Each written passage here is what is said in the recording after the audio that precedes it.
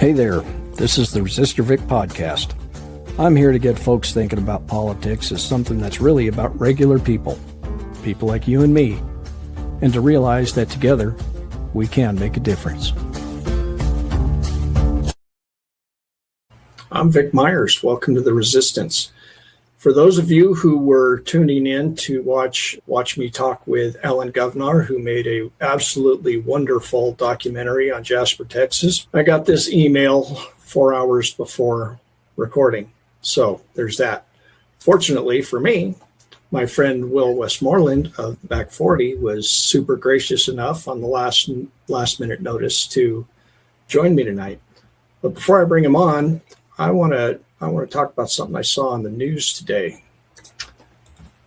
April 2nd, and NPR is reporting that 10,000 veterans have already lost their homes because the VA last year shut down a program for veterans that helped them pay their mortgages. Think about that. Not only are they talking about, I call it incarcerating homeless people, a lot of which are veterans, but now they're creating more homeless veterans at the same time that they're starting a senseless war in Iran. And do you remember when Trump first launched his attacks and the Republicans and the Democrats were like, we're going to have a vote on war powers resolution? And the Republicans were saying, you know, if this were a boots on the ground situation, I would be voting differently. And now we've got tens of thousands of troops over there who are going to be boots on the ground any minute now. And all of those same Republicans are going to be looking for a veteran to put their arm around and take a picture with in this upcoming campaign season. And yet when it comes to protecting them from senseless war or taking care of them when they come back with physical and mental wounds, they're nowhere to be found because not a one of them had anything to say about these cuts to the VA. In fact, pretty sure they voted for a lot of cuts to the VA in the big, beautiful bill. Now, having said all that, let's bring in Will Westmoreland of the Back 40. Will, thank you for joining me on such short notice. No, you bet, Vic. No problem at all. It was great to hear from you, and I'm really happy to come on. I've been wanting to do this for a long time, so thank you. You know, and since I was speaking about veterans, you and I both know that the percentage, the per capita veterans in rural America is much higher than in urban America. Right. And that, to me, the Republicans are getting their votes out of rural America. And at the same time, I can't wait to meet my opponent on a campaign stage and ask him about this kind of stuff. I'm really looking forward to that. I hope you stream that because nothing is better than, watching those guys stutter. I guess, Vic, this is just the price we pay to be great again, right? It's the price we pay to be the greatest country in the world is that our veterans have to lose their homes. That's the minimum price they could pay after everything they've done for us to live in a country that's great again. So, of course, I'm being facetious. I mean, it's absolutely ridiculous. And it just continues this trend that you and I both talk about all the time on social media, that the people that are paying the greatest price for these horrible policies are the people that can least afford it. And this just falls right in line with that. Let's tell everybody about the Back 40. I've got the website scrolling across the bottom of the screen there for those who can see the podcast and not just listening to it, but it's the back40official.com. Tell us about the Back 40, Will. Yeah, well, I think you and I kind of had the same type of start. We went on social media to share our opinions with the rest of the world, and I'll be damned if people didn't listen. And I got through the general election. I started out talking about these rural policy issues and polling and some of the other things I do, not only as a small farmer, but also as a polling specialist and a surveyist and that type of thing. And the election, of course, didn't turn out the way we all wanted it to. And I was just going to close it down. And my kids were the ones that said, wait a minute, Dad, you've got no idea how hard it is to do this. You can't just close it down. And so we kind of sat down together and talked about what can we do next? What can we do with this, to try to create some positive change out there. And that's why we created the Back 40. So the Back 40, I would say we've got 3 different missions, Vic. One is education. I know you do this as well, especially with some of the activism that you do, but I travel all over the country, especially to rural areas, talking with people about why rural America is experiencing what it is right now. Why are we experiencing out-migration? Why are our hospitals in such shambles?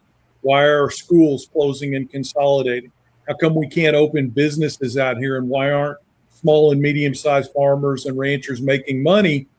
And I'm always amazed, Vic, and I bet you are too, about people don't understand the connection between the bad policy being passed by Republican legislators and how that's impacting them out here in rural America. So the first part of what we do is just education. This is the environment we live in. This is the policy that's causing it.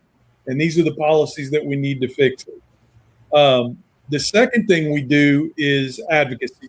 And that is, traveling around the country, going to, if I could be melodramatic, the seats of power and talking with politicians and elected officials, honestly, the whole spectrum across the aisle and saying, these policies aren't working. Many times I've had that conversation you just talked about, Vic, with Democrats and Republicans, that you're taking, the vote in rural America for granted, or because you're not getting that vote, you've just given up on it. Here's how you can re-engage again. These are the policies that we need to see to make things happen. And then the final thing that we've just started doing, and I'm really excited about this, is as a result of talking about these policies, we've had people saying, can you go out to a rural hospital and sit down and visit with an administrator or a nurse or a doctor and talk about what it's like to work in that environment? Same thing with teachers. And then ever since I did those series of videos on the expectation that food prices are going to go up pretty drastically this year because of Trump's economic policies, a lot of people have been asking us, how do we do farm to table? How do we grow our own food? Some of these things that you and I take for granted out here in rural America, not everybody knows how to do that. So how can I establish a relationship with a farmer to buy my beef and my chickens and my eggs? And how can I grow some tomatoes and corn and peas, et cetera, in my backyard or on my, back deck at my apartment complex? And that's us. And we live on donations. If I could be so crass, we live on donations. We fund all of this through the donations that we get from a couple of organizations that have supported us. Really proud had Al Franken step up. The Midwest Values Pack that he operates made a small donation here recently, and so did another large national rural advocacy organization. But mainly we survive off the donations of people that go to either back40action.com or the Back 40 official and make donations. One of the things that you say a lot in your videos that I am going to unashamedly steal while I'm campaigning is I'm not asking you to admit you were wrong. I'm asking you to admit that you were lied to. Yeah.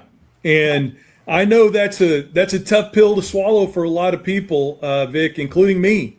When I first started, I used to be an assassin on social media.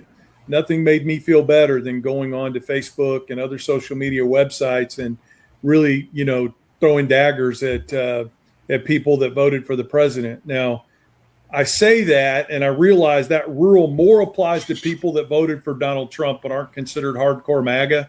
And you and I know those people. These are people that you look at them and you're just amazed because they would do anything for anybody. They would give the shirt off their back to help anybody of any color, background, race, or creed.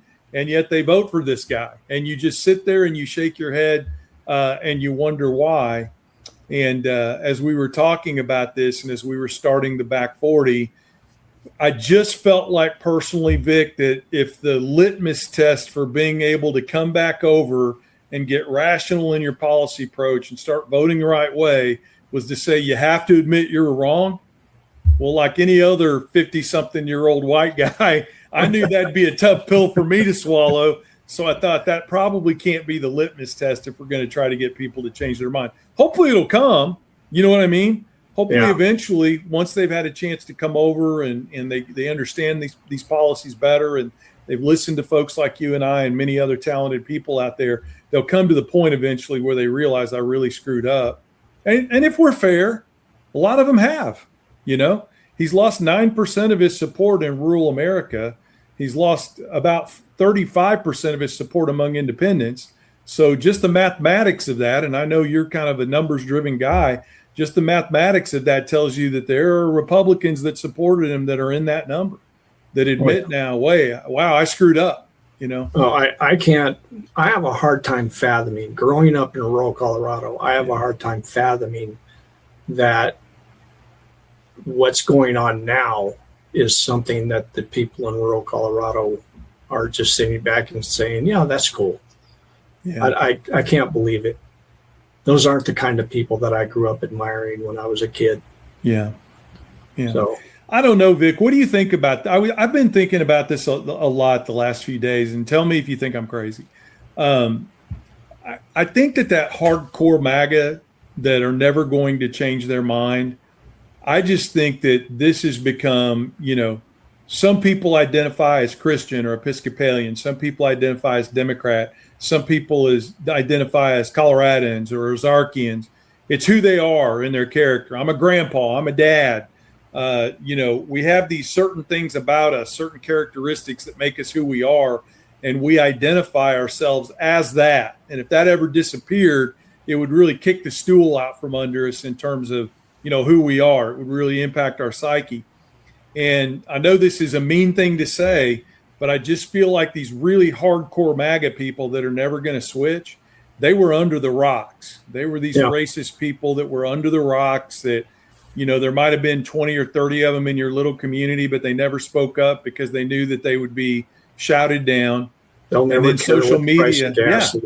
You got it. Social media created this giant marketplace, this gigantic town hall where the 5 or 6 here and 3 or 4 here and 10 and 11 over here could join together and pretend to be something much greater than they really are. And it made being a horrible person okay again. It made it acceptable in their little fiefdom. That's exactly how my opponent came to power in this county and to be elected to the state house. But it's not going to carry him anymore, I don't believe. Yeah. I don't want to forget to mention that in addition to what you've already told us, I'm jealous of Will because you got to go on a stage at Farm Aid with Jesse Wells and Willie Nelson, and I don't remember who else. So I just want you to know how jealous I am. That was pretty fun. I think, I want to be completely honest, that was kind of a pass through, got a chance to shake hands and thank them for what they were doing. I'm hoping that this coming year, we're going to play a little bit bigger role there. I don't know how that's all going to play out, but you know what, Vic, I'll try to get you in the mix there if you're not already there, because it was a great event. And I got to tell you, this is kind of where I first realized that things were changing, Vic, is that there was a big crowd there, and there were a lot. Typically, Farm Aid has been a big crowd of regenerative agriculture, renewable agriculture, carbon cowboys, people like that. What I noticed this time is that there were a lot more small and medium size, just what I would call regular standard farmers, row croppers, people with a small cattle herd, that kind of thing. And that's where I was starting to realize, okay, people are starting to get it. They're starting to understand how bad it is out there. And you kind of had that 1980 style farmer coming back to Farm Aid that had disappeared over maybe the last 10 or 15 years. And that's where I first started to realize people are starting to get it, and then since then, it's just been kind of an onslaught. Everywhere I go, people just come up to me naturally now and say, I voted for this guy. I can't believe I did it, Well, we used to be FDR Democrats out in the country. Yeah. Yeah. I mean, it was that plain and simple. And then the Democratic Party started saying, well, you know what? There's enough votes in the city. We could save a lot of money if we don't canvass in Timbuktu. Yeah. And add that to the billionaires that bought up all the local media in rural America. And suddenly we've got two Americas. I think too, a lot of mistakes were made amongst, you and I were younger guys, but I think when they started this talk radio inundation in rural America with Rush Limbaugh and some of these other folks, I think that some of the leadership in the Democratic Party at the time back then, I think I've made this mistake before of saying nobody's going to listen to that nonsense. That's crazy talk. Nobody's going to listen to that. People out here are smarter than that. Well, just that steady drip, drip, drip over 35, 40 years, guess what? People did listen to it. You tell a lie often enough and it becomes the truth. That's right. We forgot that lesson. And I tell people that live out here and are trying to do what you and I are trying to do, Vic, it could take us that long to completely win it back. We're not going to do it with, 100 videos on social media over the course of 3 months. It could take, you and I could be in our dotage, and we might be relying on that next generation to have the final, put the final nail in the coffin of this MAGA conservatism. But I'm up for the fight as long as, my hips can stand it. So I tell you what, if the younger generation does realize how much power they have, yeah, us older guys could be screwed. Yeah, no doubt. Somebody's going to figure out one of these days we don't know what the hell we're talking about, right? They'll be like, yeah, healthcare for everybody or a COLA raise for those on Social Security. That's right. You guys kind of got us in this mess. So yeah, that's the one thing I've really enjoyed about the social media part of this. You're probably like me. I hate the term, creator or influencer. I don't like that. I'll take create over influencer any day. Yeah. But one thing I have enjoyed about this is being around a younger crowd of activists. A lot of them are more in your face than me. A lot of them rage bait a lot. And whenever I say that, people think the next thing I'm going to say is that that's a bad thing. But we need that too, right? We need rage baiting. And young people respond to that and they get active based on that. But I've really enjoyed being around younger people that, feeding off of that and that energy that goes along with it has just been, I've really enjoyed that aspect of what we do. We've kind of talked about policy a little bit, but we haven't talked about any policies. Did you get a chance to look at that policy I texted you? I did. I was kind of familiar with that because there are two, correct me if I'm wrong, because this is your wheelhouse, but you've got a congressional district out there that is kind of like the number one or number two agricultural congressional district in the whole country. And you've got two Democrats that are both really strong Democrats running in the primary there. So I'd been, kind of reading about that because I've been trying to, every week I get, you need to come out to Colorado. You and Vic need to do this, and so I've been reading about that. And in reading about that, I'd come across at a high level this policy about, minimum wage reform. Yeah. And, if you step back from it, if you take out the fact that you and I are radical believers in the fact that wages need to catch up with inflation and everything else, I understand. Let me tell everybody which policy we're talking about. Yeah, we should. Do you want to tell them about it, and then I can tell you what? On the screen is Senate Bill 26-121, overtime threshold for agricultural employees. A lot of people don't know it, but when the Fair Labor Standards Act was passed, farm workers were exempted from overtime rules. And that was largely a racial thing because who were our farm workers? They were all the Mexican immigrants working in the fields.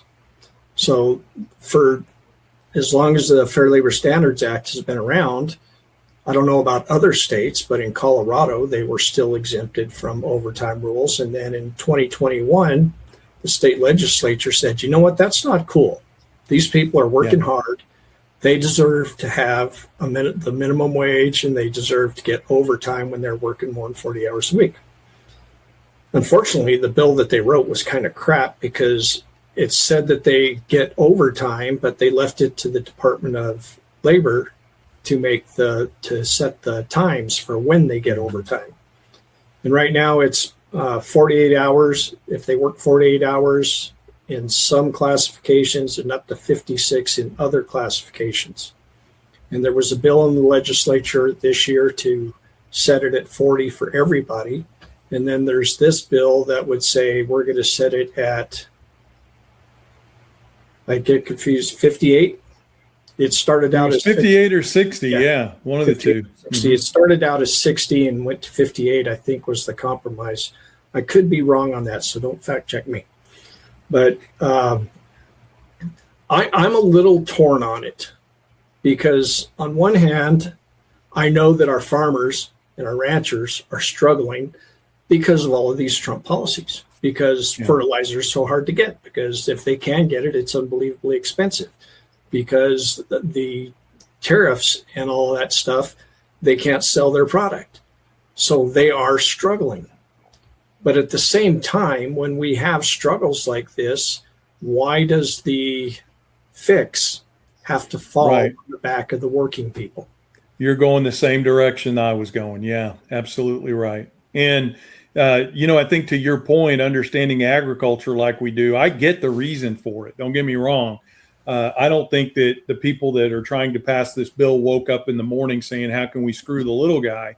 It just seems to be that that's the side effect right now of every policy that we're putting in place to try to bail out, any segment of the economy, including the ag economy. And the truth of the matter is, Vic, this is such a Pandora's box. The actual fix to the problem is going to require us taking the anti-monopoly, antitrust laws out for a walk. It's going to take, because where agriculture is stuck right now, I'd be preaching to the choir with you, but let me just talk to everybody else for a second.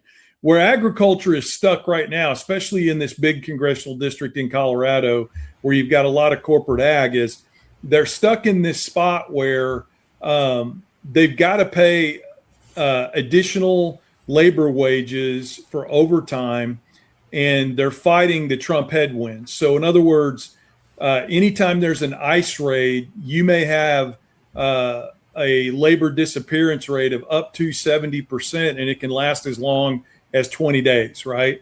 So you've got that. You've got the other things you talked about, Vic, where you've got inputs at an all-time high, et cetera. And, so the idea is, how can we lessen the cash flow for ag producers so that they can stay in business? But where I just have a hard time with this, I sympathize with it, I understand it, is why aren't we going after the big guys that are causing the problem?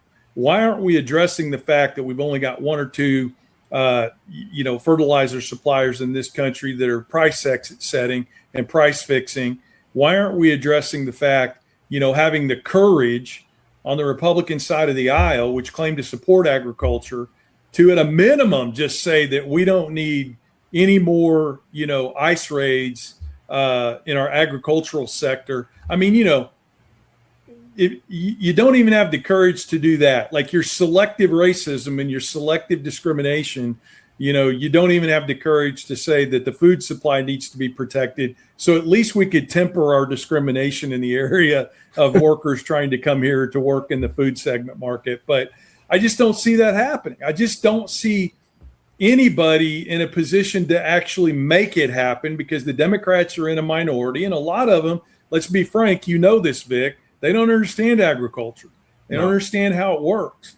And so the net result is exactly what you said. The little guy gets screwed. So instead of busting up the trust, instead of busting up the monopolies, instead of investigating why we have price fixing in this country and why we've allowed all of the small supplier companies to get bought up, why have we canceled all of the regional input companies and the regional packers that Joe Biden was trying to fund because we said they were woke and fixing that problem and reinstituting it again?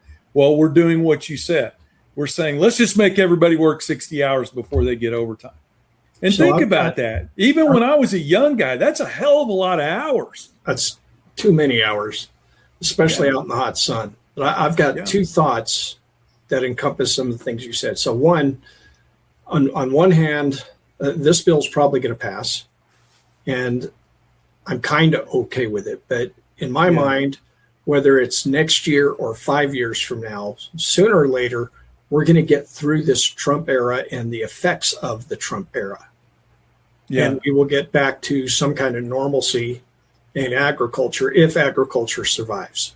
If it survives, if the small agriculture survives, agriculture. Yeah. I mean, it could just be the big ones. So if I were in the legislature, I would be pushing for a sunset clause in this bill, so that every year. I think that's a great idea. Every year it has to be voted on again.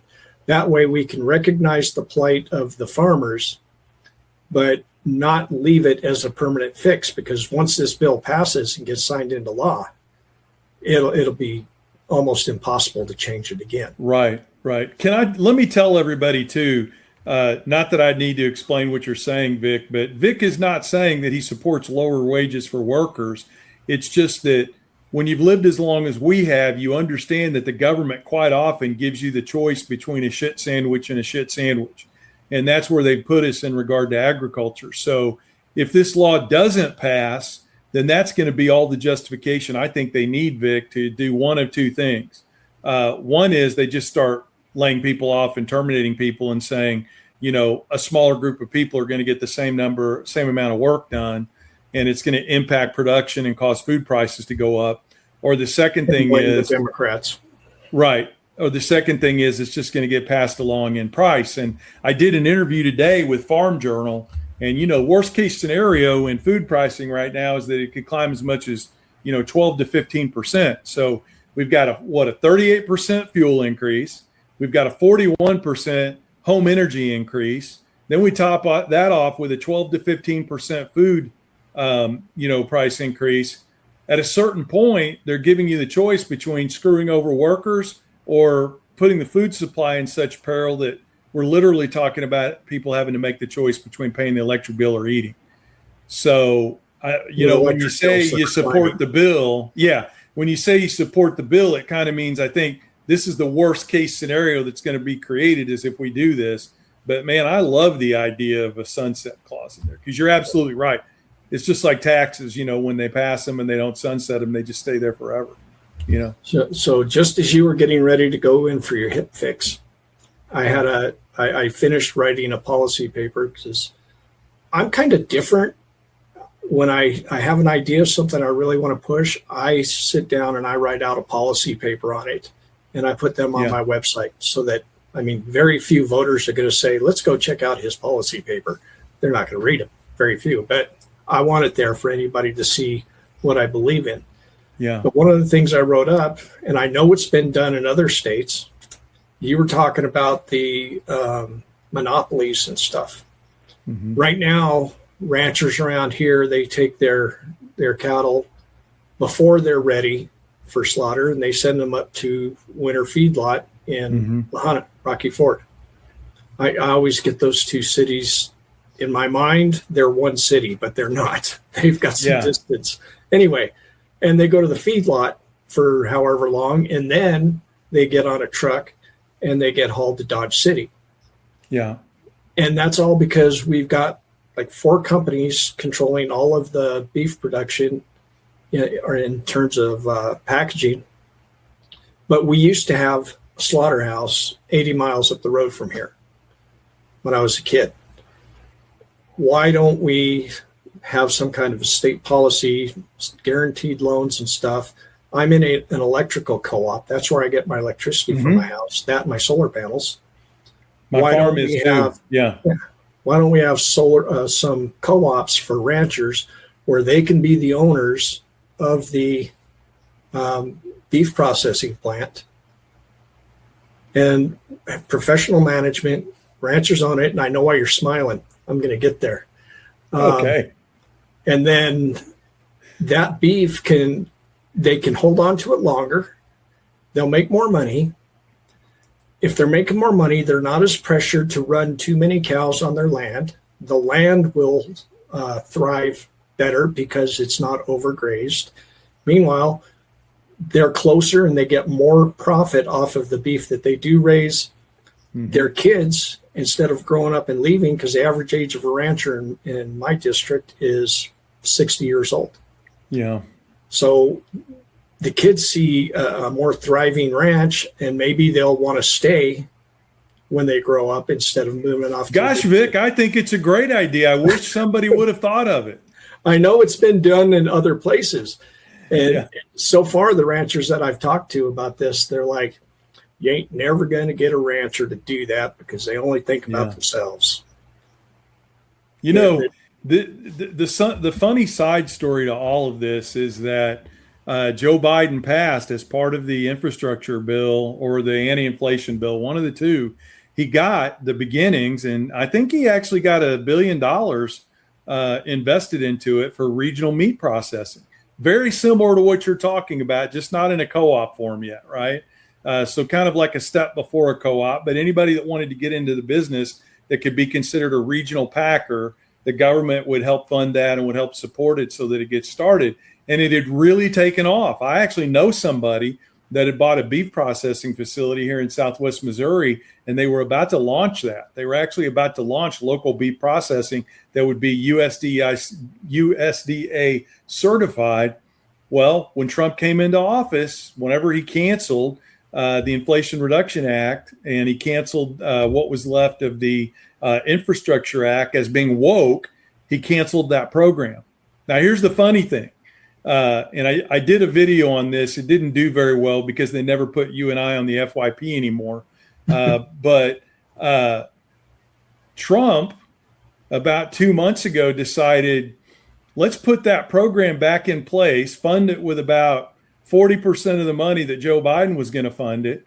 Let's change the name of it and call it the Trump Regional Beef Program. Imagine that. So that's what he did. And then I'm guessing the 40% isn't going to be enough. Well, it's not enough, and then they've just bungled the complete relaunch of the program, so it's had no, positive impact at all. But I think, along with every single person that works in this administration being behind prison bars, once we take power again in the White House and the House and the Senate, I think the other thing that's got to happen is those programs that were eliminated that were in the Inflation Reduction Act and the Infrastructure Act for rural America have to be put back in place. And to your point, even put on steroids. Because I never could understand, to your point, Vic, why they didn't make that like a co-op program anyway. Just start it out that way. Let the farmers own it. It's worked well in row cropping. What's destroyed those programs in row cropping is the fact that we don't have any international markets anymore because of tariffs. But I love the idea, Yeah. Well, that's going to be one of the things I'm going to be campaigning on. Good for you. I need to come out there. Do you have a primary opponent? I do not. I need to come out there. But no, I love the idea. I mean, we generated that idea. We implemented it under the Biden administration, and then it was considered woke. So we brought the program back, funded it at about 50%, and then bungled the launch. So it's had zero impact on the marketplace. And I think that's a great argument for the rest of my platform. Yeah. Why did I say it like that? I know what you meant. Yeah. The rest of my platform is basically, if Trump has taught us anything, he's taught us that states need to be more resilient against the federal government. That's true. Which ironically is something that I've heard all of my life from the Republicans. Thank you. That's exactly what I was going to say. Yeah. And now the Republicans, all those guys who are like, no, I got to have my 16 AR-15s so that I can defend myself against the government. Where are they? Where are they now? They're tacitly sitting by watching it all happen. Yeah. But anyway, that's my argument. Everything that we do has to be to make our individual states stronger. Yeah.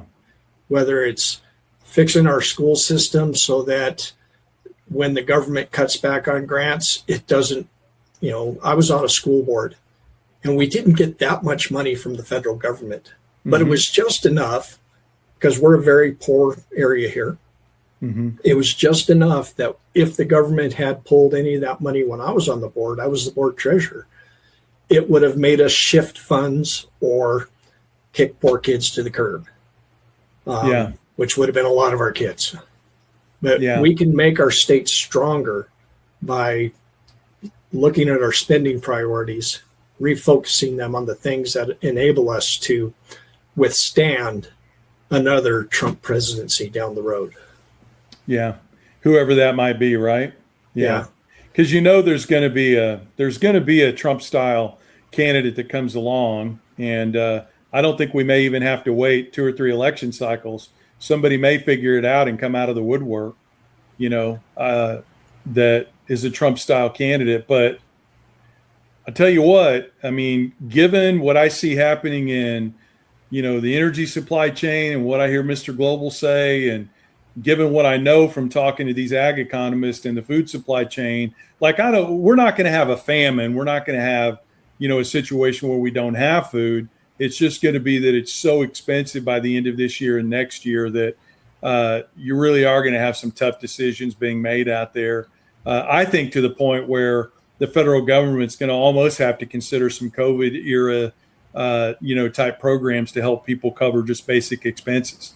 I do think it's going to be that bad. But my God, Vic, when I really sit and think about it and I commiserate, and I try not to do this too often because it can really get me down, but I always thought that this progression of what you and I have fought for the last 35 years, I always thought it would stay a progression. Like we would achieve victory in an area, and then we would work again to achieve more, and it would be just an incremental way. Our journey would be an incremental journey on our way to what our forefathers envisioned, given the fact that they were so imperfect.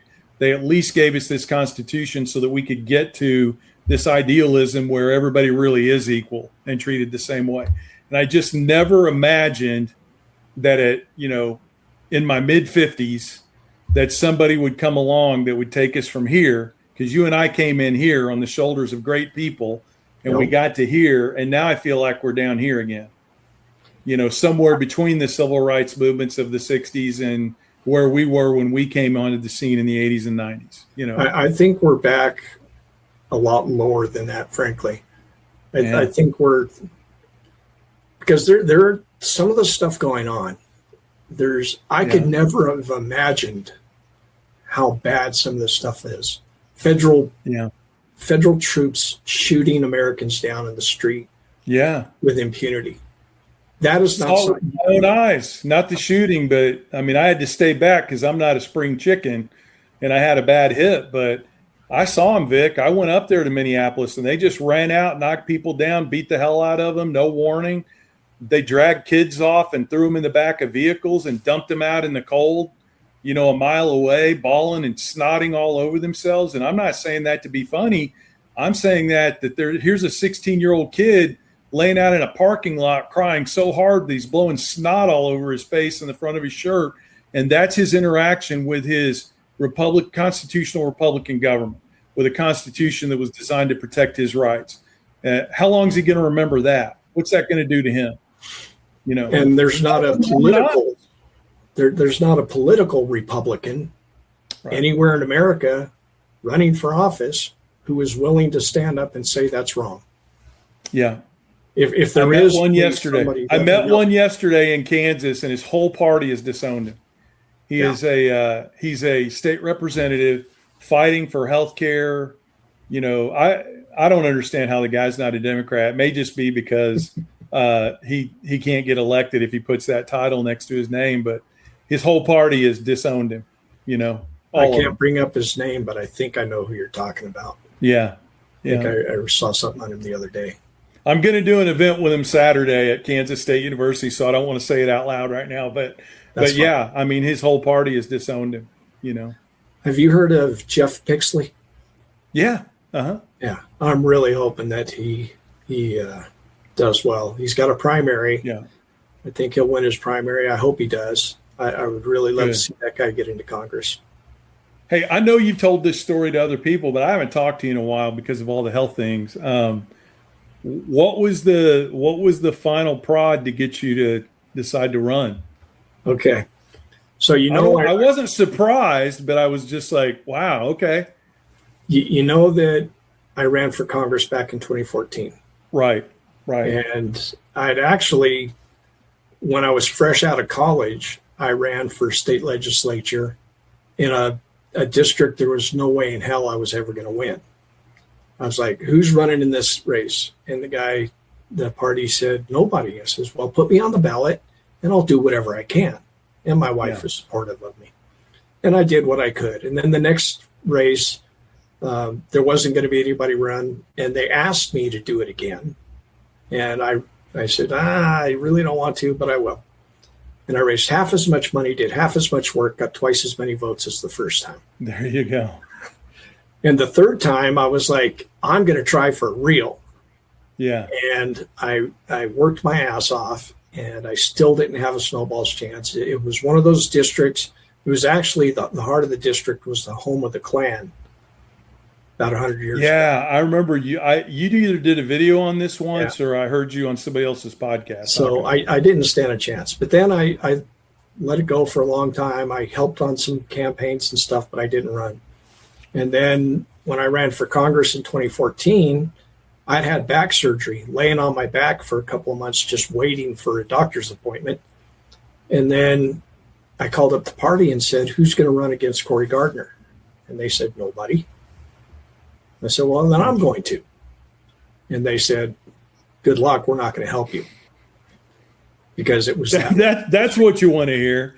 That's what you want to hear from the party. Yes. It was like, F you too, buddy. I'm going to do it anyway. Yeah. And I worked my ass off. I put 100,000 miles on my car, and I was away from home a great deal. And then this year come up, and I didn't know that Ty Winter, my opponent, my current representative, I didn't know 2 years ago or 4 years ago that he was a member of the Proud Boys. Mm-hmm. And then in February of last year, when he led the House Republicans to physically turn their backs on veterans who were speaking about the J6 pardons, I was like, I have got to make sure every voter in the district knows about this happening. So I actually, a couple of months before I decided to run, I printed up a bunch of 6x9 cards with a picture of all those Republicans with their backs turned. And then on the flip side was an explanation of all that. I had like 500 of them printed up, and I've been distributing them. Meanwhile, I was trying to find somebody to run against Ty Winter. And I had a candidate at one point, and she decided it wasn't best for her. She couldn't do it. So then I was like, I've got to. But my wife was like, no, we are not doing another campaign. And she was pretty darn firm about it. Yeah. But at the end of the day, when it was coming down to the wire, I was like, I can't not run. Yeah. You know, if he wasn't a white supremacist, if he didn't do that to the veterans, because veterans in my family go back to the Revolutionary War. Yeah, same here. You don't do that shit. No. If those things weren't true, then maybe I let it go to keep the peace under the roof. Yeah. But at the end of the day, I couldn't not run because I would have hated myself forever if I did. And I'm not just running against him because of that. I also want to, like I said before, make our state strong enough to withstand run for something. Yeah. The tyranny. I was a teacher at one point, a middle school math teacher. And the reason I'm not is because of how poorly teachers are treated. Teachers are treated, yeah. Well, your opponent sounds like a great guy. Oh, yeah. Well, it's really fun when I talk to somebody in town. It's like, I'm running against Ty Winter. They're like, really? Oh, thank God. He's such an extremist. I mean, on January 6th, when those assholes were attacking our Capitol. Mm-hmm. So when I go to town, I have to go out to the interstate and take the interstate into town. And it's exit 23. There's an overpass there. Every Sunday, this started when Ty was the chair of the local Republican Party. They would go out there with their F. Biden flags and their Gadsden flags and their 1776 flags and all that stuff. And they would be all across that bridge waving the flags over the interstate. And on January 6th, I came home. I worked for Dish at the time. I was installing people's satellite TV systems. Mm-hmm. And I was turning on their system on a customer and checking their TV when I saw what was going on January 6th. I was just like, unbelievable. Mm-hmm. So I'm coming home that day from work. That was my last ticket of the day. And on that bridge on January 6th were all those people celebrating January 6th. That is the closest I've ever come to going to prison. I'll tell you that. Yeah. So yeah, I can't let somebody like that I understand. not only unopposed, but I have to do everything humanly possible to make sure that that person is not a voice in government. Right. I understand completely. So that's the story. And well, good for you. I'll help in any way I can. You know that. So far, my wife hasn't left me. I woke up the next morning after I told her. I was kind of chicken shit about the way I told her. I was like, however you got to do it. I was going to do it on the weekend, and some stuff came up, and it's like, oh, it would be really shitty to do it this weekend. And then it's like, I'm on my way to work.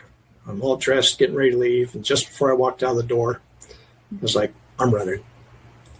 Yeah. And I got the dagger eyes, but she was still here when I came home, and I woke up the next morning. She didn't kill me in my sleep. So there we go. Man, I'll tell you what, it's just amazing to even think that somebody like that could get elected in the first place. But it happened. It happened all over the country. You know? Yeah, it did. I can't wait to see you go out there and run them through the wood chipper. Oh, I can't wait till the first time I get him on stage. Yeah. He probably won't debate you. It's funny because I was getting my hair cut a couple of weeks ago, and my barber, he says, Vic, I can't wait to see you guys debate. I'm like, oh, well, thanks. And he's like, I didn't know you were that smart. I'm like, excuse me? I didn't know you were that smart. He says, what? He says, I didn't think you were a very bright guy, and a lot of people I know don't think you're a very bright guy. But then I heard you speak the other night, and I was like, holy cow, this guy knows what he's talking about. So, wow. Yeah, I am going to be underestimated at every turn, and I'm there for it. Good. Yeah. Good. Since we're talking about my campaign, my website is also scrolling across the bottom of the screen. You can go to vic4colorado.com, spell 4, use the number 4, either one will work, vicmyersfordemocracy.com. You can go and read everything that I've got so far. I'm still working on an education policy. I want to get your opinion on this one. What do you think about charter schools and school of choice? Oof. So this is one of those things where I kind of have a dual opinion, and where the fact that it's not run correctly and the fact that it's reverse Robin Hood causes me to come down on the side of the issue that I might be a little more lenient about if it was done the right way. So am I opposed to school choice? No, I'm not. I do like the idea of specialized charter schools because we have one here in Southwest Missouri, in Springfield, Missouri, that is specially focused on international relations and foreign diplomacy and that type of thing. And it is generated out of very poor communities in North Springfield, a couple of generations now of really talented, educated students that have gone on to, attend some great colleges and get involved in government and that kind of thing. So I think they have their positivity. But like so many things that could be good, the Republican Party takes that and they've turned it into a for-profit enterprise. And at least here in the state of Missouri, they're trying to get these schools to grow because they make money off of them, cash money. Yeah. And we've got a billionaire here in the state of Missouri they're nationwide, that are pushing these charter schools. And what I hate about them, and I don't think that's too strong a word, for me to use, what I hate about them is they make this argument that this is going to create school choice in rural America. And frankly, if I could be so bold as they're just doing this to rural America, because number one, we're never going to have choice in rural America from charter schools. You're not going to go out to a school district halfway Missouri graduates 8 kids in their graduating class. Nobody's ever going to go build a charter school out there in that county that kids have a choice to go to. And then second of all, they couldn't afford it anyway. So this idea that we're going to take public school money on a student by student basis and send it to pay for kids that are already in private school, Vic. I know you know this, but let me say it out loud. 80% of the kids that get the money for vouchers to go to private school are already there. It's just another wealth transfer program. About 35% of them, their parents make more than $250,000 a year. And I'm sorry, if you're making $250,000 a year, you've got the money to send your kid to a charter school that costs $3,000, $4,000, $7,000 a year. Exactly. So yeah, I got to say I'm opposed to it now because they can't seem to generate a program that has a fairness and equity aspect of it that doesn't screw over the public school system. And I'm always going to come down on the side of the public school system. Does it have its problems? Yes. Does it need more funding? Yes. Does it need reform in some instances? Yes. But I'm never going to support this false choice of choice where it doesn't exist. In my view, this all started in the 80s. Yeah. That's when they started attacking with vouchers, and they couldn't get vouchers. So they said, well, do charters. And they're still trying to get vouchers, at least here in Colorado. That's how it's been. Yeah. And they've used the last 40 years to attack public education. Mm-hmm. And that's what's made it so bad. I think we need to start transitioning back to no charters and no vouchers everywhere, because when you do that and you take away the school of choice thing, you have a community school again. Out in rural America, your school is a part of your community. And we had that in smaller cities and big cities where kids who lived 2 doors down from each other knew each other because they went to the same school. And you had community. Farm kids the same way, right? Yeah. Yeah.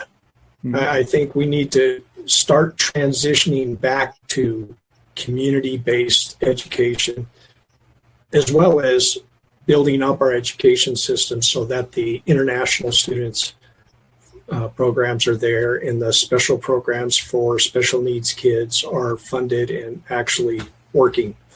But it's almost an hour now, and it's about time to wrap it up. One last question for Will Westmoreland. When are you going to run for office? Oh, man. I mean, never say never. I had a group that approached me the other day after one of my events here in Missouri that wanted me to take a look at a statewide opportunity here. But I got to tell you, Vic, I'm really enjoying what I'm doing, and I feel like I'm having an impact. And I don't mean to be like arrogant. Well, arrogant's not the word I'm looking for. Let me put it this way. Right now, what I'm doing, I know is having an impact, and it's growing. It's not growing as fast as I want it to, but it's growing. You want to be where you can do the most good. Right, because you could run a hell of a campaign in statewide Missouri. You could do everything right. You could say all the right things. You could create the best policies for change and growth in Missouri, and you could still lose by 10%. Because we are actually more MAGA than Mississippi and Alabama now. I see guys like you and Mr. Global, and there's a few others on the various social media platforms, the ones who are not rage baiting, but they're going out there with information and ideas and reasoning. And I think these are the people that should be making up our government. So I don't disagree with that. And there's so many talented people out there. You and I have worked with them, people in business, people in education that would make really, really good legislators. And they just don't even do it because of the fundraising aspect and what you have to do. The fact that every little skeleton in your closet would, one of the first things I did when I came on social media is I just talked about all the bad things I've done. I talked about having to close down my business due to a government contractor violating a contract with me. I talked about, I just laid it all out on the line, and I'm like, now, you know who I am, all the skeletons in my closet. If that's enough to cause you to walk away, then walk away. But if not, I don't have anything to worry about coming to bite me in the rear end later on. There you go. I think if more politicians were that way, they'd have less problems with, something biting them at the end of the campaigns, Well, season. Hey, in 2026, there is nothing. I mean, I can't wait because I'm not a religious person at all. Yeah. I can't wait for my opponent to try and attack me on that. I'll be sure. Dude, you support a pedophile. Yeah. These were labor guys that approached me, and I was telling them about, and they're like, Will, what's the standard now? So you had to close a business. It's like, the guy that's the president of the United States declared bankruptcy 7 times and has run over 200 small businesses out of business because he didn't pay his bills. It's like, what's the standard, you know? We can build it back up. Anyway. We can. Vic, thank you, buddy. For the accepting the last minute invite. And I'm sorry it took a last minute invite to finally get on a podcast with you. I've been wanting to do that for a long time. So no, I really appreciate it. I had fun. Keep up the good work. I love watching your videos and sharing them. And we'll see you on the little screen. All right. Sounds good. I'll come out to Colorado. I am going to make that trip. Let's do a little campaigning for you out there. Hey, I'm going to end this here in a second, but don't go anywhere. We'll talk for a real quick second offline. Sounds good. So for everybody who is listening or watching, thank you for making us part of your day. Good day. Well, folks, looks like we're back at the barn and it's time to call it a day. I sure do appreciate you spending your time with me. If you want to help keep this podcast going by supporting me, you can get a paid subscription on Substack, where I'm Resistor Vic. Or if you're the type that'd rather go to PayPal, I'm also resistorvic@gmail.com. Thanks again.